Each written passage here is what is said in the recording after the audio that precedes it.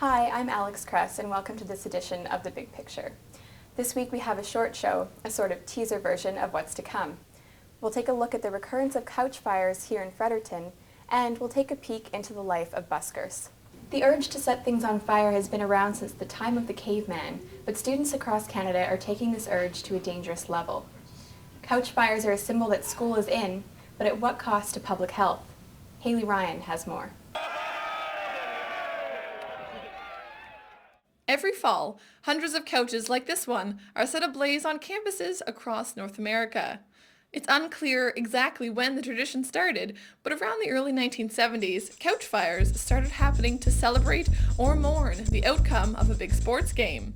Fredericton has had its fair share of these fires. In 2007, there were 43 on Graham Avenue alone. Since then, the city has formed a subcommittee of firefighters, police, residents, and students to come up with an action plan to limit these fires. Bylaw enforcement officer Don Vasey is on this committee. He says that although students may think fires are harmless, valuable police time is being wasted.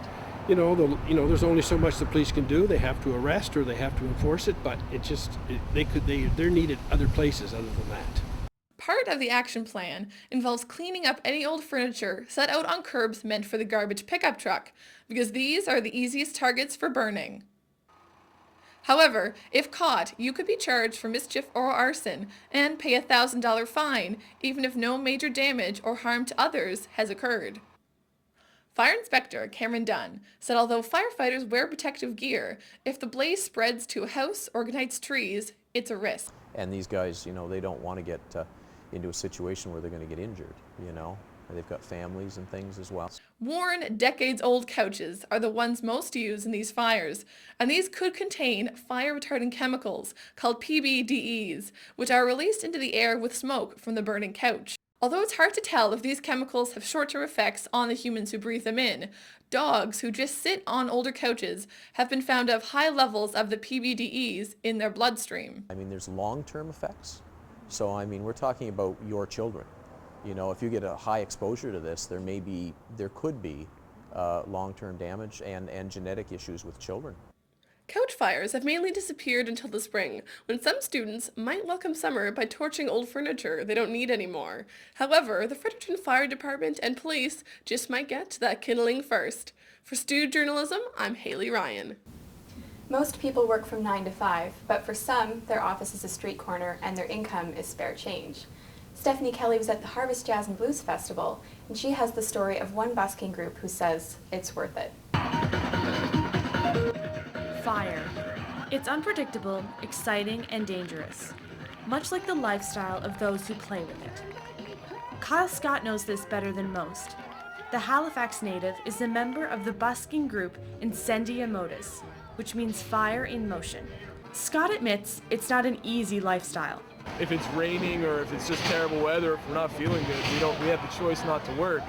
But then it's like, well, do we eat tomorrow? Do we pay our bills? Do we pay our rent? Most buskers don't have an hourly wage, which means that some days they make upwards to $500, and other days they make nothing. Scott says relying on an audience for income means they have to mind their pennies. They live a simple life and survive by only buying things they need. We've been living off of change in some cases. You don't have as many luxuries, but that's fine. Like, my house is on my back and I'm content with that.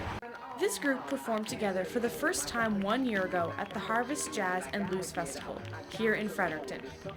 Since then, they've been on the road doing shows in Canada and the United States. This is their full-time job, and they plan to do this for the rest of their lives. They say they wouldn't want to live any other way. What keeps us going is the ups on this roller coaster ride, performing in front of hundreds of people, getting the reactions and the smiles and everything else out of them. That's what keeps me going. For Stu Journalism, I'm Stephanie Kelly. Thank you for watching this week's edition of The Big Picture. We'll be back next time with the story of an unlikely donation to the Oromocto SPCA. Have a safe weekend.